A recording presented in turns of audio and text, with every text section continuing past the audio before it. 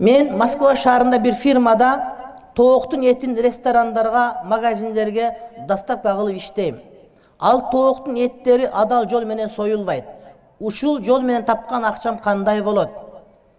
Экинчиден биз жеткирген тамактануучу жайлар не деп аталат мына?